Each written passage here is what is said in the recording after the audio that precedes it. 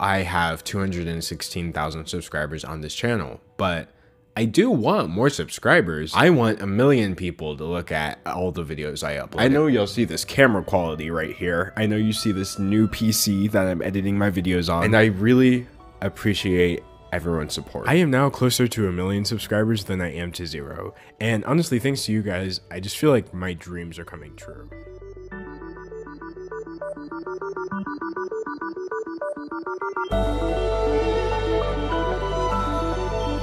Deangelo Wallace manipulated the YouTube algorithm to gain over 733,000 subscribers and over 22 million views in the last 30 days. And I'm gonna show you exactly how to do that in hopes that we can do the same.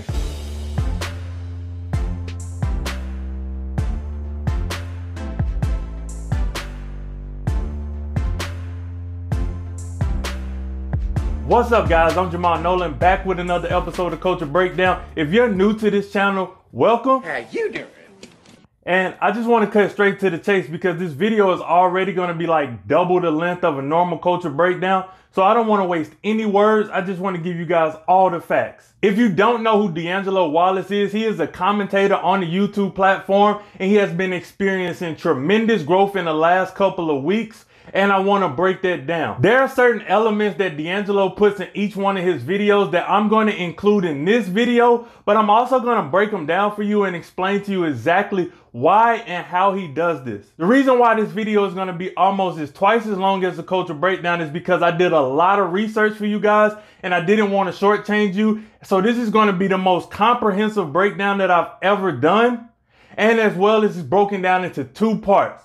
In part 1, we're going to take a comprehensive look at Deangelo's words and what he says contributed to his success in the last few weeks. In part 2, we're going to talk about my observation and things that I noticed that was going on in Deangelo's channel and the reason why he was growing. And these are all principles that he did not mention in his own words. So Deangelo has published a few different pieces on Reddit explaining his YouTube growth. And I'm going to read those to you guys and we're going to break down each part of it. I passed 500,000, 600,000, 700,000, 800,000, 900,000, and 1 million subscribers in 30 days. Here's what I learned. Now, I have this up on the screen if you want to pause it and read the entire thing, but I am also going to go through it pretty much line for line or paragraph by paragraph. He says, my subscriber count doubled to 1 million in 30 days with just 2 videos. And this was on my new channel that I've only been uploading to for 6 months. It taught me a lot about what it takes to go viral. I've already done a large write-up about the tips and tricks and how to get monetized, as well as how to approach YouTube in general. The how to approach YouTube in general link, I'm going to click on that, and we're also going to get into that because he left a lot of great tidbits and advice in there as well. Small timeline. February 2018, I uploaded my first real YouTube video. I only had 36 subscribers. July 2019, after a year and a half as an art channel that gained 130,000 subscribers, I completely abandoned my niche and switched to the commentary channel.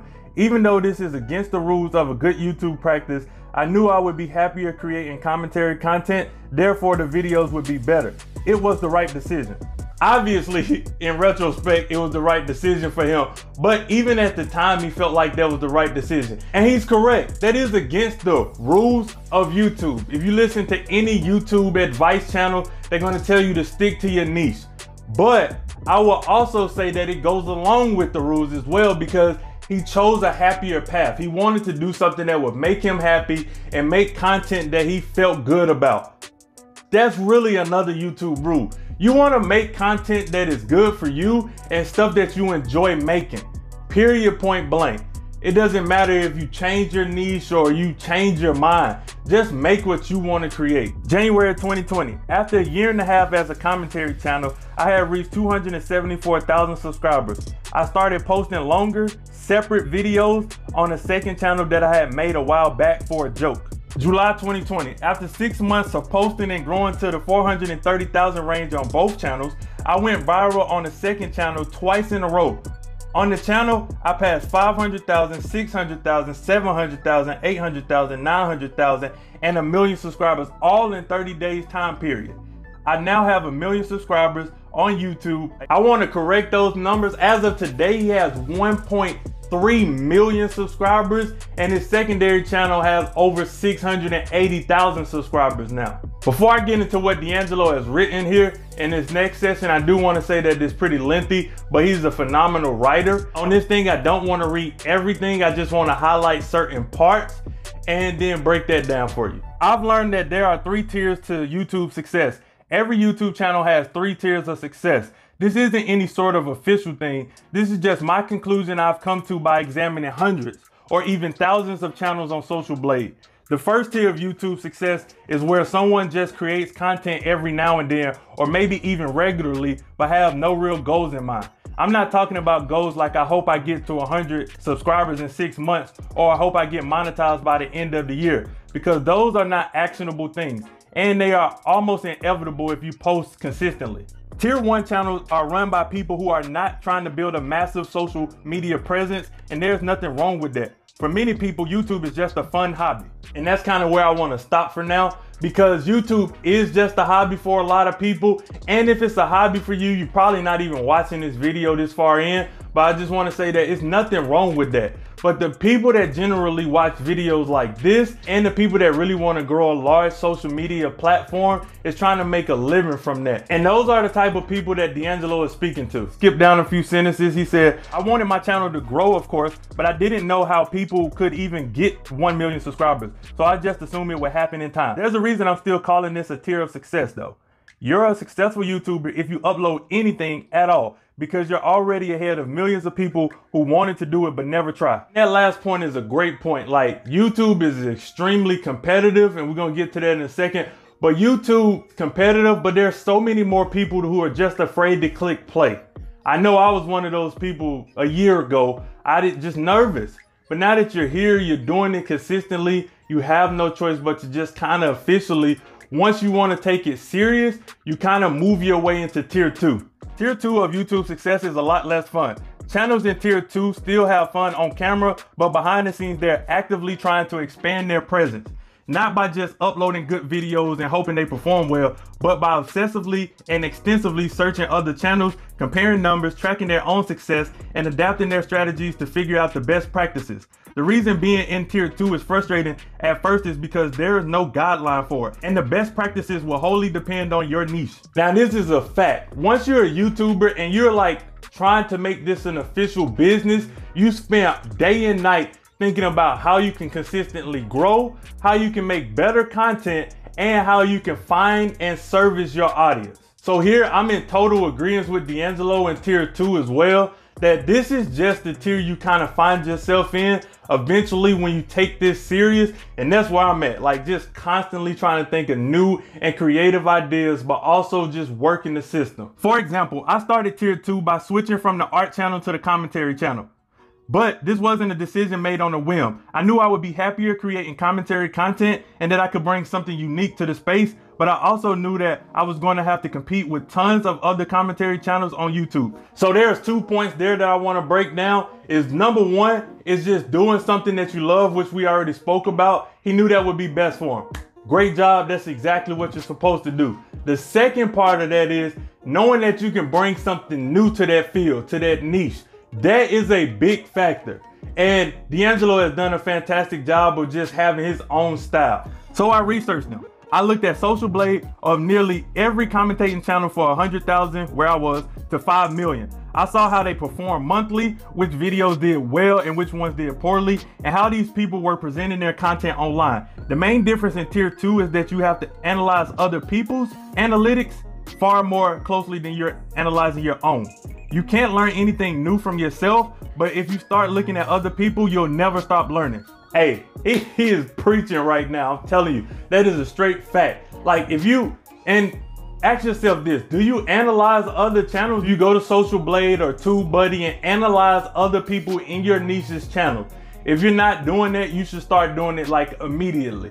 Taking a look at their thumbnails, their titles, their etc., and figuring out what's working for them, and find your own style and rhythm in there. But also learning from other people is just the ongoing way to continue your growth on YouTube and in life. Skipping down a little bit, when you reach tier 2 of YouTube success, you will maximize your potential for growth by uploading the best content in the most effective way possible, and that's a conscious decision you make. However, once you've done that work, you're kind of just stuck in tier 2 until tier 3 of YouTube success is a thing that just happens to you.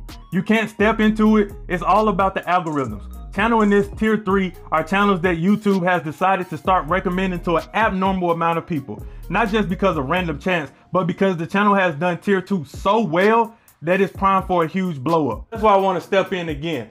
YouTube is not against small creators. In fact, they are trying to grow as many big creators as possible. Because to YouTube, their only priority is to keep users on the platform as long as possible. And I'm gonna tell you more things that D'Angelo does to contribute to that. So YouTube isn't just trying to keep small creators down. If you make the correct content and people are interacting with it appropriately, YouTube will recommend it to a ton of people, an abnormal amount of people, because they are trying to grow their platform and trying to keep their numbers up, so they have no problems with promoting anybody. Once everything has been going smoothly for some time, it could be days, it could be years, then the algorithm will start aggressively testing your channel to see if you're worth promoting to an audience that you couldn't reach on your own. For me, tier 3 happened over the past few months. Before I ever got 1 million views on any video, my channel already had 4.9 total views, but most importantly, 1.3 million watch hours. This happened within just the first 3 months that I've been uploading to it. That's because thanks to my 1.5 year experience on my first channel, I was able to enter my second channel at tier 2. Right from the beginning, I was creating content that facilitated eventually reaching tier 3. Because my numbers were so ridiculously high, it was only a matter of time before YouTube started placing my content in the same spaces as big YouTubers wind up in. After those 3 months, I uploaded a 40-minute video. It got 32.7 million impressions, leading to 1.2 million views, 303,000 watch hours. And from there, the rest is history, because the following 4 videos have all gotten over 1.7 million, and the last 2 getting 4 million and 5.6 million respectively. And I actually think now those videos are at like 6.7 million and 10 million respectively. Here's that entire thing kind of broken down for you. Tier 1, start YouTube. Tier 2, act like a big YouTuber. And tier 3, the algorithm realizes you've been treating it like you're a big YouTuber, so it makes you a big YouTuber. I've never gone viral before, but I can totally agree just from analyzing his channel and many other channels that this is exactly what happens. Like, YouTube is just there to promote, but they can only promote worthy content. I've seen YouTube do this testing thing that he speaks of, even on my very own channel. Like, I'll wake up one morning and just a random video has a spike in views. The video all of a sudden was just getting suggested heavily by YouTube. And if the watch time wasn't great, thumbnail wasn't great, or whatever the case may be, then maybe it fizzled down right away. I've learned that you should break as many unwritten YouTube rules as possible. I really do mean break as many as possible. In my opinion, when you start off on YouTube, it's not possible to break any unwritten rules. These unwritten rules, of course, are the ones you'll find throughout any YouTube tips and tricks community. Upload consistently, pick a niche and don't divert from it, and keep your videos short and to the topic. If you start YouTube by breaking these rules, then you're not going to get very far unless you get extremely lucky. Don't rely on luck when there are millions of channels also relying on the same luck. Stick to these rules because it makes it easier for YouTube to promote your content. And in a way, it makes it easier for you to create it. However, the flip side of that advice is that you should destroy each one of these rules as soon as possible. If you don't, you're going to be stuck in a constraint you simply don't need. So D'Angelo is just telling you the rules that he has broken. Literally, he doesn't upload consistently. He literally just says. And lastly, I'd like to announce my upload schedule for my YouTube videos here on my main channel. Yes, I'm admitting that this is the main channel now. I will be uploading new YouTube videos whenever I finish them. That's which I find hilarious and honest, but it works for him, and that's what his audience come to expect. So that's an incredible luxury to have. He also diverted from his niche, that worked out, and keeping things short and to the topic. Now, to the topic is very important. Short doesn't matter. In fact, I'm here to argue that the longer form content that you create, the more YouTube is likely to promote it.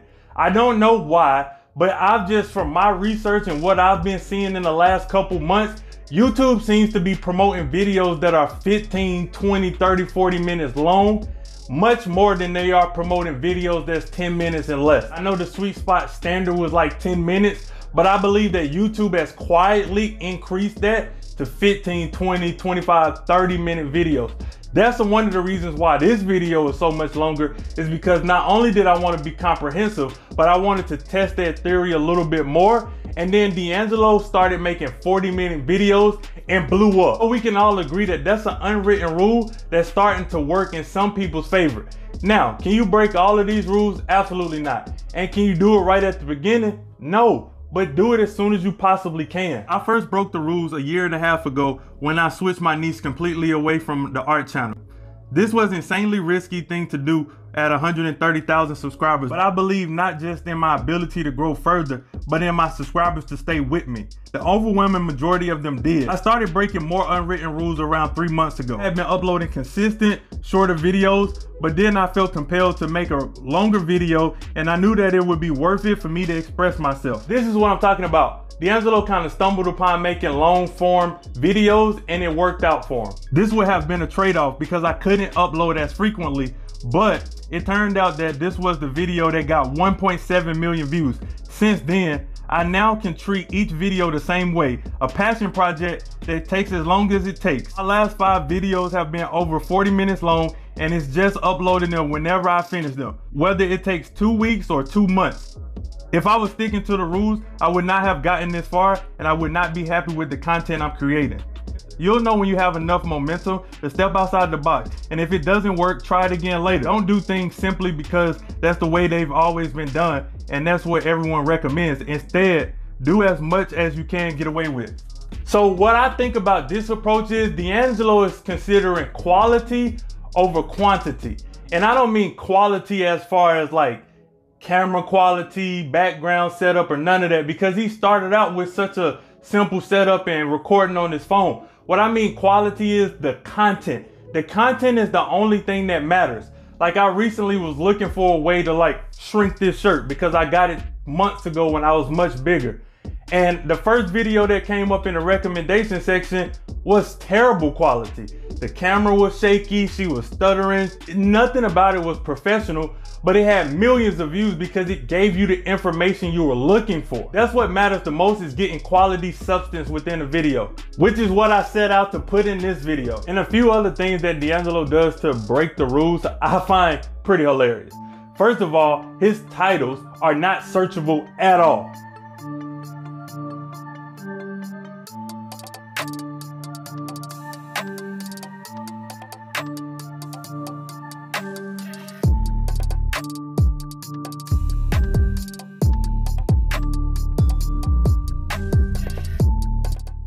Like, they are great titles, they are unique titles, but that's not anything that people are searching for. The second thing that I absolutely find hilarious, we're all told to take this stuff serious, like our SEO, as well as like our description box and stuff. Look at D'Angelo's description box. He doesn't care. He literally doesn't care about the algorithm, or he doesn't care about these YouTube rules.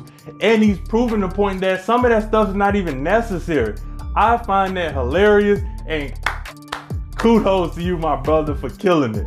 The next few sections, I'm just gonna read the headlines because they're pretty much self-explanatory, but he does go into detail, and if you wanna read this stuff, it's down below in the description box. I've learned that you have to prioritize your mental health. So many YouTubers that get on this platform and they hustle, and they burn themselves out. You just cannot do that. You have to do whatever is comfortable for you and whatever's gonna allow you to create great work. Also stay in a healthy mentality and a mind frame. D'Angelo talks about like how he has a lot of deep and dark stuff that he covers on his channel, so he has to take breaks from that. Otherwise he would be sad and depressed all the time. I can totally agree with that. I've learned that you need to become an internet person, not just a YouTuber. I totally agree with that. You kind of want to have all your platforms popping, really. Like, you want to have your YouTube going, your Twitter account, your Instagram, Facebook groups, Blackspeed, whatever it is that you want to have going on. Like, you gotta have your hands in all different platforms and try to grow them simultaneously. I learned that the big moment is somehow even better than I imagined. We're gonna get to that here in a little bit, but I wanna go back to how to approach YouTube in general. So this was written by D'Angelo almost a year ago, and this is just about changing your perspective on certain YouTube categories and we're gonna go through a couple of them. But I also will leave the link down below for this one as well. Change your perspective on your content. Facts. If you think it's good, then it's probably not as good as you think it is. YouTube is a competition. Your videos are quite literally competing with everyone else's videos on the homepage, recommended page, suggested videos. So you're in competition with everyone on YouTube, whether you want to be or not. Because of this, if your content quality isn't better or up to par with everyone else, you're not going to make it. So that competition point is a fact, like a major fact. But if you have a lot of competition, obviously earlier we spoke about studying that competition, but you also have to know that your content has to keep up and be on par with everybody else in that category. If your goal is to get more engagement, you're going to have to make more engaging content in the first place. Now, skipping down a little bit, do some research on channels in your niche and what these channels have in common with their videos. How clear is their audio, video quality? How concise are their videos? How quickly are they getting to the point? How professional is the shot setup? And how clear is the message that they're getting across? How clean is the editing? How good are they within whatever skill they're using to make this video? Do that or do better. It's within your control. The next one I want to go over is changing your perspective on getting views. Facts. If you don't have a substantial audience, you're not going to get views unless the video is about something that people are already looking for. They are not going to click on videos just because it's you, because they don't know who you are. In other words, in order to get views on YouTube, you have to make videos on things that people are actively looking for. And the easiest way to do that is by talking about other YouTubers, trending topics, and pop culture. So we could just stop that section there, and you could just see that D'angelo has taken his own advice and just strongly focused in and keyed on that. He's only talking about trending topics, YouTubers, or big time celebrities. And that's something that has paid off for him in a major way. And when he makes those videos, he does it in a comprehensive way when he breaks it down. Very similar to another breakdown channel I know of. Anyway, change your perspective on the algorithm. Facts. Manipulating the algorithm is literally the only way to grow a YouTube channel. You're manipulating it by even using tags, titles, and thumbnails in the first place. The YouTube algorithm is complicated, but it's not difficult to use to get more views. D'angelo is absolutely right, and I've been laying out some of the things in this video to help you manipulate the algorithm. What I want to say about that is I've done that with this exact video. Check out the thumbnail, look at the title, and everything that I'm doing in this video is to manipulate the algorithms to work in my favor, and you can use those same type of principles to work in your favor. Thumbnails and titles matter a lot to the algorithms, but we're gonna talk about that in the next section. Back to the goals, get the algorithms to promote you once, and then once it happens, try to keep the trend going upward or slow the downward trend as much as possible. Try the methods that I've listed to get views, and then once you get them, take advantage of the algorithm's promotion. Keep uploading similar content. So, what D'angelo is saying is, once you find a way to spike your views in the algorithms, consistently do that. A lot of people don't talk about how the algorithms will trigger and you will get a lot of views on a video. You just have to make something very similar to that and make it even better the next time around. All these other categories that's in here are so incredible, but we're gonna skip right down to change your perspective on clickbait. Change your perspective on clickbait. Facts. If you don't clickbait, then nobody is going to click into your video. If you think clickbait is bad, then you're not thinking about it creatively enough. The only kind of bad clickbait is misleading clickbait. You can clickbait anything. YouTube viewers are very forgiving of non-misleading clickbait at this point because all YouTubers they actually watch, not you, if your titles are boring, are doing it. And this is the topic that I really wanted to cover. Like, look at my thumbnail, look at my title, and that was specifically put in there for clickbait purposes. Like, I am trying my best to get people to click on this title because this is a hot button conversation right now. Deangelo Wallace is all the rave, and this is something that I'm doing as well to try to increase my chances of growing on YouTube. So these are great principles and tips from D'angelo. So those are the great advices that D'angelo gave you, and I want to go back to him celebrating his 1 million views and how he felt getting there. Final thoughts. This entire month has been unreal. I've worked hard for years and I care about this a lot, and that's why I am where I am today. But at the same time, I did not know just how amazing it would feel to make it. I've had dreams of videos blowing up. I've used Photoshop to edit my channel so I could imagine what it would look like to have 1 million followers. And I thought about this so much that I figured I would know exactly what to expect. And yet the YouTube dream is even wilder than that. And the reason why I want to point that out, that last part out, is because it kind of leads us into part 2, which is my thought process. D'angelo is a very hardworking and humble young man, and I get it. Like, I can't even imagine like 1 million people watching a video. Like, it really seems surreal. Like, we all want to get there one day, but when you actually are in the moment, it's like, this is insane. Don't know how that feels, but I can understand where he's coming from. So now we can move on to part 2, which is covering D'angelo's principles that he didn't bring up in this. And I know he brought up a lot, but I myself still have so many different things that I want to bring up. And I really set my format up in this video very similar to how he's done many of his videos. So let's get to part 2 and my observation. The first thing I observed is D'angelo's dry humor. I am now closer to 1 million subscribers than I am to 0. And honestly, thanks to you guys, I just feel like my dreams are coming true. And to be quite frank, it is going to my head. It is what I deserve. I snapped on my last video, and that one was about Jeffree Star, who has since released a video in which he apologizes and takes full responsibility for his actions. Literal clown makeup. They claim that he's changed and he's grown as a person. But I mean, his makeup still looks like a Snapchat filter in bad lighting, and you can literally see the tracks in his wig, so what exactly changed? Why is Jeffree Star voguing in the thumbnail of every single apology video?